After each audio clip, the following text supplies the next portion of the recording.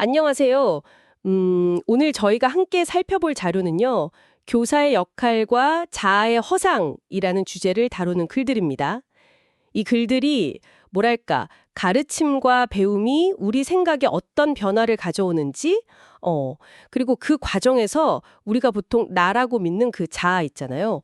그거랑 더 깊은 본질인 영 사이의 관계, 이런 걸 탐구하고 있어요.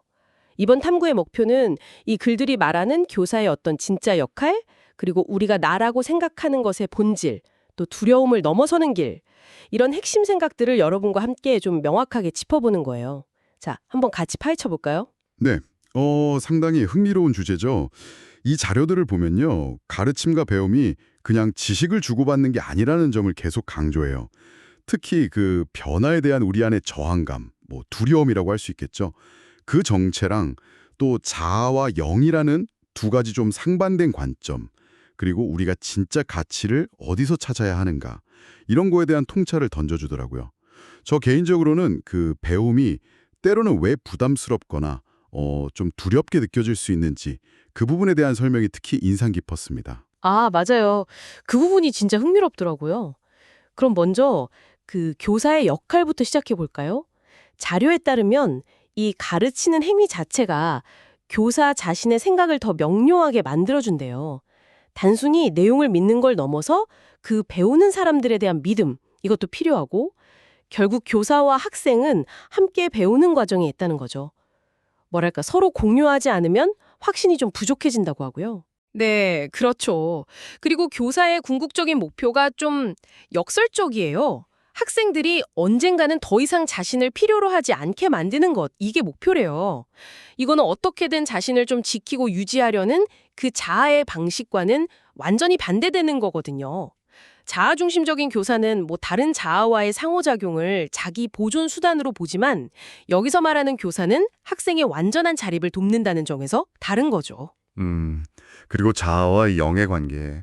여기에 대해서도 아주 명확하게 선을 긋고 있어요. 이 둘은 뭐 시작점부터 방향, 결과까지 모든 게 반대라서 서로 소통할 수 없다. 이렇게까지 표현하더라고요. 심지어 자아는 그 자체로 모순덩어리다. 이렇게 지적하고요. 변화를 싫어하고 분리된 상태를 계속 유지하려는 게 자아의 어떤 핵심 특질이라고 말하고 있어요. 네, 여기서 아주 중요한 구분이 나오는 것 같아요. 그 영은 이미 완전해서 가르칠 필요가 없지만 자아는 반드시 가르침을 받아야 한다. 이 점이요. 배움이 근본적으로 좀 두렵게 느껴질 수 있는 이유도 사실 여기에 연결돼요. 배움이 자아를 뭐 파괴해서가 아니라 영의 진실 앞에서 자아가 설 자리를 잃고 스스로 물러나게 만들기 때문이라는 거죠. 그런 설명이에요. 그래서 여러분의 진정한 가치는 뭐 뭔가를 배우거나 가르치는 행위로 결정되는 게 아니고 이미 그 신성한 근원에 의해서 확립되어 있다. 이 점을 계속 강조해요. 이걸 헷갈리는 건 큰 착각이다, 망상이다 이렇게까지 말하고요. 두려움에 대한 설명도 좀 기억에 남아요. 우리가 느끼는 두려움은 외부에서 온 게 아니라 우리 스스로가 만들어낸 거다 이렇게 말하잖아요. 신과 다르게, 그러니까 분리된 방식으로 뭔가를 창조하려고 했기 때문에 두려움이 생겨났다 이런 논리죠. 자아는 이 분리의 증거인 두려움에 계속 매달리고, 그래서 자아를 나라고 믿는 한 의심이나 불안은 계속될 수밖에 없다 이렇게 보고요. 네, 맞아요. 그래서 해결책도 우리가 보통 생각하는 방식과는 좀 달라요. 상황을 바꾸려고 막 애쓰는 것. 이게 자아의 방식인데 그게 아니라 현실을 그냥 있는 그대로 받아들이는 데서 시작한다고 해요. 현실 그 자체는 자아가 어떻게 할 수 없는 영역이지만 영에게는 아주 가깝다는 거죠. 그래서 두려움이 밀려올 때는 잠시 멈추고 고요히 신, 즉 영의 실제를 느끼라고 권해요. 자아의 속삭임 대신에 영의 목소리에 귀를 기울이라는 조언이죠. 여기서 겸손은 자아가 되어야 할 덕목이고 영은 그 자체로 빛나면서 기꺼이 그 빛을 나눈다. 이렇게 대비시키고요. 그리고 이 글들에는 나라고 자신을 지칭하는 어떤 안내자 같은 존재가 등장하잖아요. 이 나는 자아를 비난하거나 공격하지 않고 오히려 자아라는 생각 체계가 어떻게 만들어졌는지 이해시켜주면서 우리의 본래 창조적인 모습을 떠올리게 돕는다. 이렇게 설명해요. 궁극적으로는 이런 안내자조차 필요 없는 상태로 우리를 이끌려고 하고요. 맞아요. 이 나는 우리가 원하면 마치 좀 책임감 있는 형이나 언니가 동생을 돌보듯이 우리의 그 불안정한 자아를 대신 맡아줄 수 있다고 제안해요. 이걸 통해서 우리가 몸이나 자아에 부여했던 어떤 과도한 중요성, 이런 걸 내려놓도록 돕는다는 거죠.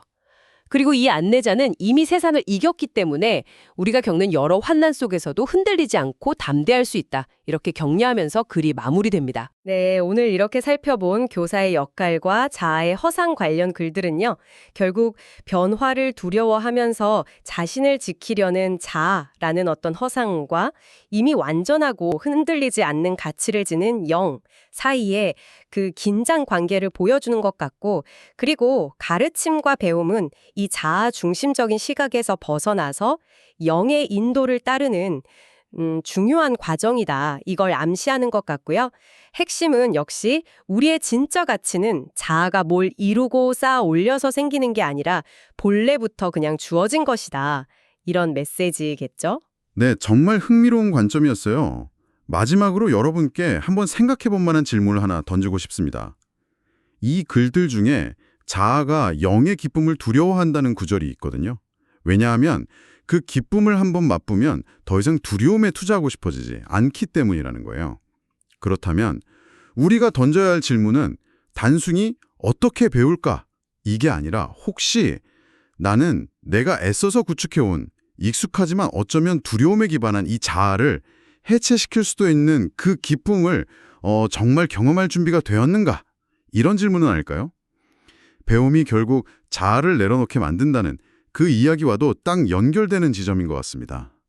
다음에 더 깊은 이야기로 찾아뵙겠습니다.